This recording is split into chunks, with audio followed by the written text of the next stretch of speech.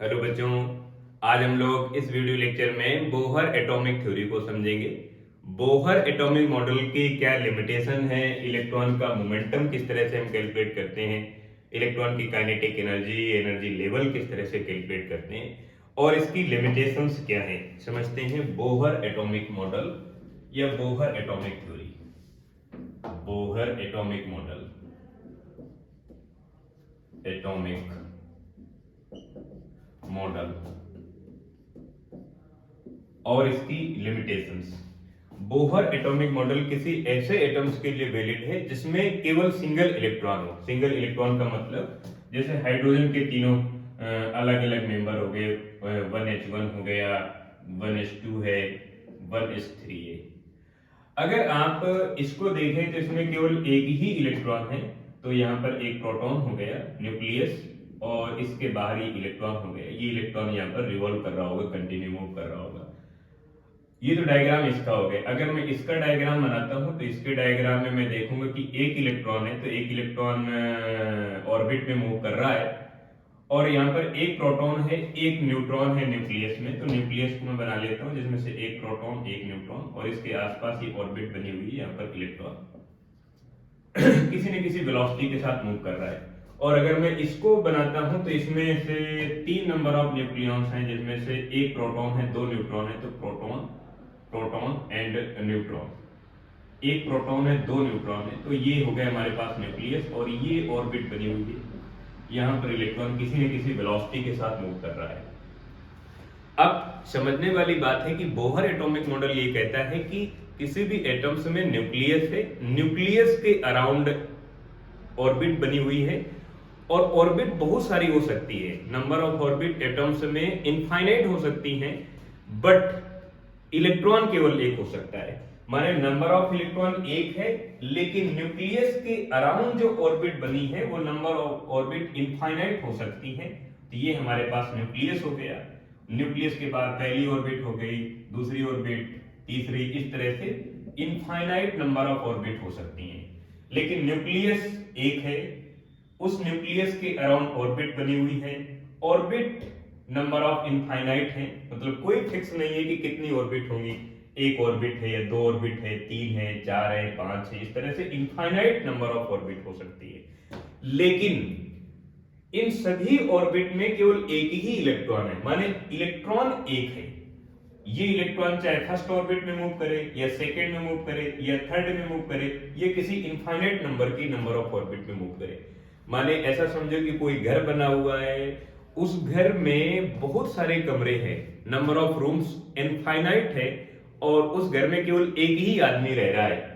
अब वो आदमी इस बात के लिए फ्री है कि वो फर्स्ट रूम में रहे या दूसरे रूम में रहे या तीसरे नंबर के कमरे में रहे या चौथे नंबर के कमरे में रहे या पांचवें, किसी भी कमरे में रहे।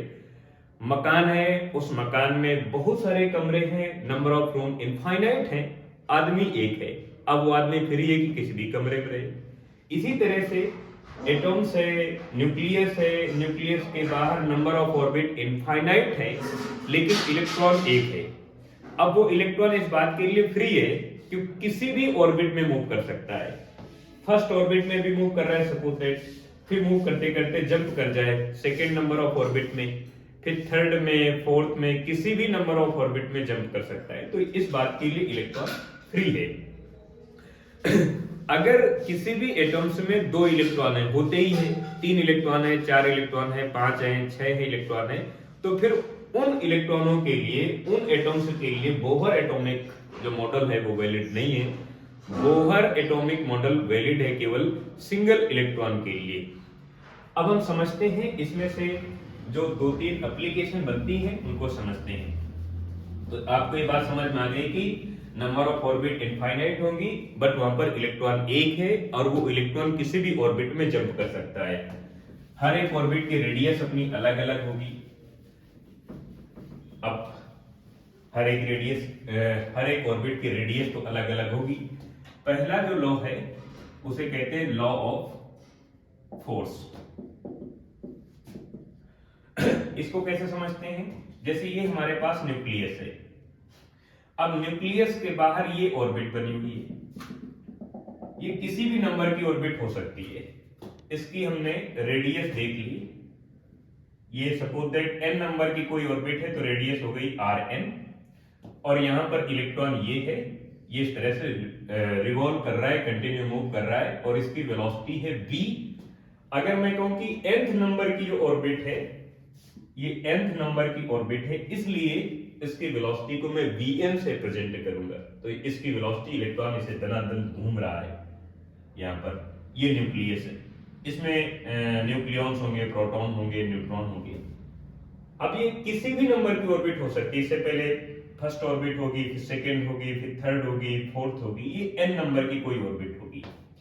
अब जब इलेक्ट्रॉन यहां पर मूव कर रहा है तो इस पर एक फोर्स लग रहा है अंदर की तरफ, उसे कहते हैं आप इलेक्ट्रिकल फोर्स, बिकॉज यहां पर न्यूक्लियस है और इस पर चार्ज होता है प्लस Ze, न्यूक्लियस का चार्ज, बिकॉज न्यूक्लियस में प्रोटॉन्स हैं और प्रोटॉन में जो चार्ज होता है पॉजिटिवली चार्ज है, नंबर ऑफ प्रोटॉन Z हो सकते हैं, तो टोटल जो चार्ज होगा प्लस Ze होगा। इलेक्ट्रॉन का चार्ज आप जानते हैं।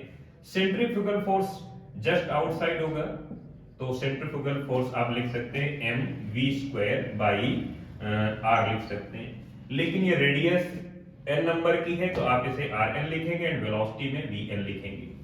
एंड इनसाइड जो फोर्स होगा along the center of the circular path, अब वो कूलाम फोर्स होगा, तो कूलाम फोर्स की वैल्यू इसके इक्विवेलेंट होगी, तो मैं इन दोनों को इक्विवेलेंट कर देता हूं, यानी centrifugal force equal to electrical force mean coulomb force.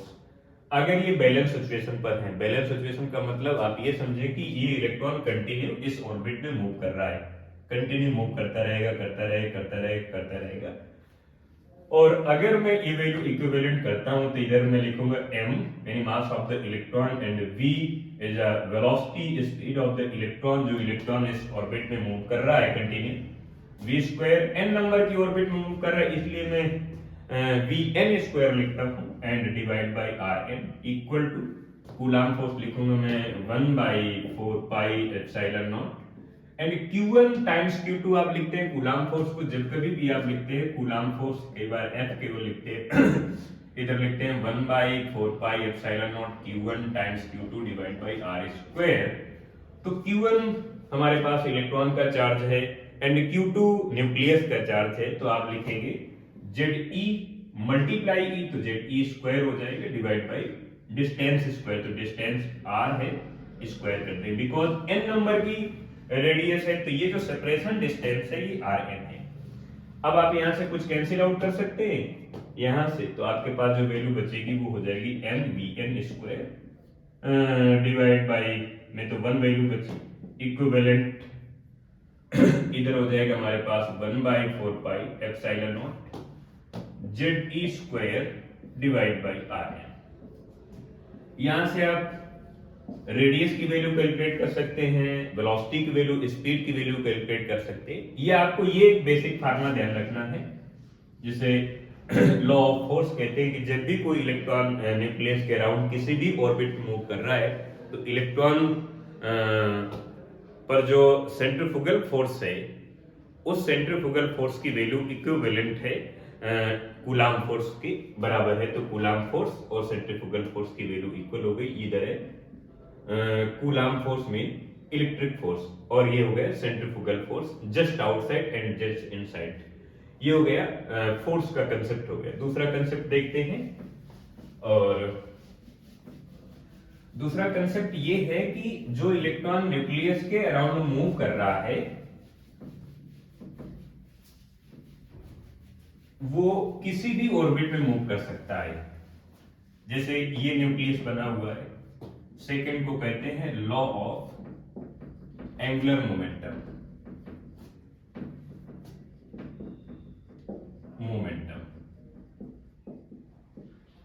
और एंगुलर मोमेंटम को हम L से प्रेजेंट करेंगे, क्योंकि ये एंगुलर मोमेंटम किसी nth ऑर्बिट का होगा तो हम इसे Ln लिख सकते हैं, और एंगुलर मोमेंटम इक्वल टू होता है लीनियर मोमेंटम इन मास मल्टीप्लाई वेलोसिटी मल्टीप्लाई डिस्टेंस, तो आप इसे लिख सकते हैं mvn मल्टीप्लाई Rn। अब ये कंसेप्ट ये कहता है कि जो न्यूक्लियस है उसके बाहर इस तरह की ऑर्बिट बनी हुई है, इस तरह की नंबर ऑफ ऑर्बिट इनफाइनाइट हो सकती हैं, बट इलेक्ट्रॉन केवल एक होगा। अब वो इलेक्ट्रॉन इस बात के लिए फ्री है कि फर्स्ट ऑर्बिट में मूव करे या सेकंड में या थर्ड में फोर्थ में, इसकी रेडियस अलग अलग होगी, ये वाली रेडियस कुछ और होगी, ये वाली रेडियस कुछ और होगी, ये वाली रेडियस कुछ और होगी, ये रेडियस कुछ और होगी। तो अलग अलग ऑर्बिट की जो रेडियस है वो अलग अलग होगी। जैसे फर्स्ट की मैं लिख देता हूँ Rn, सेकंड की लिख देता हूँ R2, R3 एंड R4 लिख देता हूँ। जो लास्ट वाली होगी nth नंबर की जो रेडियस होगी उसे मैं Rn लिख देता हूँ। अब इलेक्ट्रॉन एक है, नंबर ऑफ ऑर्बिट बहुत सारी हैं। अब इलेक्ट्रॉन इस बात के लिए फ्री है कि किसी भी ऑर्बिट में मूव करे, लेकिन मनमर्जी नहीं करेगा।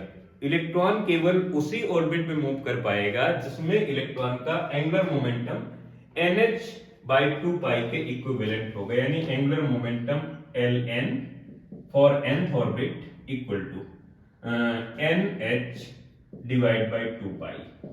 इलेक्ट्रॉन केवल उसी ऑर्बिट में मूव कर पाएगा जिसमें इलेक्ट्रॉन का एंगुलर मोमेंटम nh/2 के इक्विवेलेंट होगा। अगर मान लेते हैं कि इलेक्ट्रॉन इस ऑर्बिट में मूव कर रहा है और इस ऑर्बिट में इलेक्ट्रॉन का जो एंगुलर मोमेंटम है वो nh/2 के इक्विवेलेंट नहीं है, तो इलेक्ट्रॉन यहां पर बहुत देर तक नहीं मूव कर पाएगा, किसी दूसरी ऑर्बिट में चला जाएगा, यहां पर मूव करेगा। अगर यहां पर इलेक्ट्रॉन का एंगुलर मोमेंटम nh/2 के इक्विवेलेंट है तो यहां पर इसे कंटिन्यू मूव करेगा। बाय द वे यहां पर भी नहीं मैच कर रहा है तो फिर किसी दूसरी ऑर्बिट में जाएगा, ये उसी ऑर्बिट में कंटिन्यू मूव कर पाएगा जिसमें इलेक्ट्रॉन का एंगुलर मोमेंटम nh/2 के इक्विवेलेंट है। और एंगुलर मोमेंटम को आप ये वैल्यू लिख सकते हैं, तो इधर मैं लिखूंगा m vnrn equal to nh/2, ये हो गया। यहां से आप वेलोसिटी वैल्यू कैलकुलेट कर सकते हैं, रेडियस की कैलकुलेट कर सकते हैं। n नंबर ऑफ ऑर्बिट है तो n की जगह आप लिख देंगे 1 2 3 4 5, इस तरह से ये इनफाइनाइट तक जाएगा। एंड h प्लैंक कांस्टेंट है, h की वैल्यू आप लिखते हैं 6.67 10⁻⁻34 joule multiply second, Planck constant है, कांस्टेंट। एक कांस्टेंट होता है हाइजेनबर्ग कांस्टेंट, तो आप उसे लिखते हैं h cross equal to h/2 इस तरह से लिखते हैं। h प्लैंक कांस्टेंट है, h क्रॉस हाइजेनबर्ग कांस्टेंट है, तो आप इस रिलेशन को ध्यान रखेंगे। तो आप इसकी जगह आप h क्रॉस लिख सकते हैं, इसकी जगह। ये हमारे पास सेकेंड कंसेप्ट है बोहर एटॉमिक मॉडल का, जिसे कहते हैं law of angular momentum. And third concept देखते हैं जिसमें से एनर्जी की चर्चा करेंगे। अब electron suppose that first orbit move कर रहा है, तो इलेक्ट्रॉन के पास काइनेटिक एनर्जी कुछ ना कुछ होगी, इलेक्ट्रॉन के पास कुछ ना कुछ पोटेंशियल एनर्जी होगी, टोटल एनर्जी होगी, यानी उस ऑर्बिट में एनर्जी का कुछ ना कुछ फिक्स अमाउंट होगा। उस अमाउंट के हिसाब से वहां वाली जगह को हम कहते हैं एनर्जी लेवल कहते हैं। अब कोई इलेक्ट्रॉन न्यूक्लियस के अराउंड मूव कर रहा है, ये न्यूक्लियस है, यहां पर मूव करेगा, यहां पर मूव करे, यहां पर मूव करे, कहीं पर भी मूव करे। अब इलेक्ट्रॉन इस बात के लिए फ्री है कि किसी भी ऑर्बिट में मूव करे। सपोज दैट इलेक्ट्रॉन यहां पर मूव कर रहा है, तो यहां पर एनर्जी हो गई EI, इनिशियल एनर्जी। बाद में उसको सपोज दैट यहां पर जाना है, तो यहां पर एनर्जी हो गई EF। अभी इलेक्ट्रॉन यहां पर जा रहा है, यहां पर मूव कर रहा है, लेकिन यहां पर मूव करते करते एक्साइटेड होकर वो इस ऑर्बिट में जंप कर गया। जब इस ऑर्बिट में जंप कर गया तो यहां की जो एनर्जी है, टोटल एनर्जी, यहां की जो टोटल एनर्जी है, दोनों ऑर्बिट में एनर्जी का जो गैप आ रहा है, जो डिफरेंस आ रहा है, उतने डिफरेंस के इक्विवेलेंट एक फोटोन को इमिट करेगा। अगर इलेक्ट्रॉन यहां पर आता है तो आ तो जाएगा, इलेक्ट्रॉन आ जाएगा, लेकिन जैसे जैसे इलेक्ट्रॉन यहां पर आएगा तो इतने ही एनर्जी का एक फोटोन बाहर निकाल देगा, और जैसे ही इलेक्ट्रॉन के जंप की वजह से जो एनर्जी का गैप आता है, उस गैप के इक्विवेलेंट एक फोटोन इमिट होगा। यानी जो एनर्जी होगी E equal to E final energy minus E initial energy, और इसके इक्वल टू H न्यू लिख सकते हैं equal to E final energy minus E initial energy, और आप इसकी जगह Hc और लैम्डा लिख सकते हैं equal to final energy minus initial energy. आप इस तरह से लिखेंगे। सपोज दैट यहां पर है 10 जूल की एनर्जी, और एग्जांपल में यहाँ पर 12 जूल की एनर्जी है। तो इलेक्ट्रॉन 12 जूल से 10 जूल में जा रहा है, तो एनर्जी का जो गैप आ रहा है 2 जूल, तो 2 जूल के इक्विवेलेंट एनर्जी का एक फोटोन इमिट होगा। यहां से एक फोटोन जाएगा और उस फोटोन की एनर्जी 2 जूल होगी। सपोज दैट ये हमारे पास ऑर्बिट हो गई, और यहां पर एनर्जी E1 है, यहां पर एनर्जी E2 है, और कोई इलेक्ट्रॉन है जंप करके फर्स्ट से सेकंड में गया है, E आ गया है। अब जब ये यहां से जाएगा तो इलेक्ट्रॉन के जंप की वजह से दोनों जगह पर, जिस ऑर्बिट में अभी है और जिस ऑर्बिट में जंप करके जाएगा, दोनों जगह पर जो एनर्जी का गैप आ रहा है, जो डिफरेंस आ रहा है, उसी डिफरेंस के बराबर एनर्जी इमिट होगी, और वो एनर्जी फोटोन के रूप में बाहर जाएगी। यानी एनर्जी का जो डिफरेंस है, आप इसे E2 माइनस E1 लिख दें या E1 माइनस E2 लिख दें, एनर्जी का जो डिफरेंस है वो hc बाई लैम्डा के इक्विवेलेंट होगा, यानी फोटोन एनर्जी के इक्विवेलेंट होगा। एक इसका दूसरा कंसेप्ट देख लेते हैं। जैसे जैसे जैसे मान के चलें कि ये हमारे पास न्यूक्लियस है, ये ऑर्बिट बनी हुई है, और ये ऑर्बिट A है, B है, C है, इस तरह से कोई इलेक्ट्रॉन फर्स्ट से लास्ट में गया, या इधर जा सकता है या इधर जा सकता है, या इस तरह से मूव कर सकता है। तो आपको देखना है कि इलेक्ट्रॉन किस ऑर्बिट से किस ऑर्बिट में गया है, उन दोनों ऑर्बिट में जो एनर्जी का अमाउंट है, उस अमाउंट का डिफरेंस कैलकुलेट करना है, और वो hc बाई लैम्डा के इक्विवेलेंट होगा।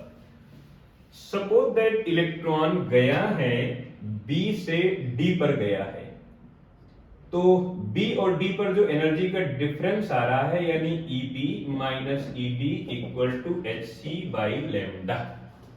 इसी तरह से अगर C से D वाला आप कैलकुलेट करेंगे, तो C और D पर जितनी एनर्जी है, इन दोनों जगह पर एनर्जी का जो गैप आ रहा है, जो डिफरेंस आ रहा है, इसको आप hc बाई लैम्डा के इक्विवेलेंट कर देंगे। लेकिन अब अगर B से D पर एनर्जी की वजह से, इलेक्ट्रॉन के जंपिंग की वजह से हमें वेवलेंथ मिल रही है, लैम्डा मिल रही है, ये वेवलेंथ मिल रही है, तो C से D की जंपिंग की कंडीशन पर जो हमें वेवलेंथ मिलेगी, अब वो लैम्डा नहीं होगी, कुछ और होगी, बिकॉज एनर्जी का डिफरेंस कम है। तो एनर्जी का डिफरेंस कम होने की वजह से वेवलेंथ ज्यादा होगी, और एनर्जी का डिफरेंस ज्यादा होने की वजह से वेवलेंथ कम होगी, बिकॉज जो एनर्जी होती है वो अपनी वेवलेंथ का इनवर्सली प्रोपोर्शनल होता है। इस तरह से आपको समझना है, बिकॉज आप फार्मूला समझते हो hc over lambda, and hc also constant, h is the constant, and c is the speed of light, photon की स्पीड है। तो आप इसको समझेंगे, ये डायरेक्टली प्रोपोर्शनल है। तो वेवलेंथ अगर ज्यादा होगी तो इसका कर्व इस तरह से बनेगा, अगर कम होगी तो कर्व इस तरह से बनेगा। डिपेंड करता है कि उस फोटोन की एनर्जी कितनी है जो इलेक्ट्रॉन के जंपिंग की वजह से इमिट हो रहा है। तो थर्ड कंडीशन में, यानी थर्ड लॉ में हम समझते हैं लॉ ऑफ एनर्जी।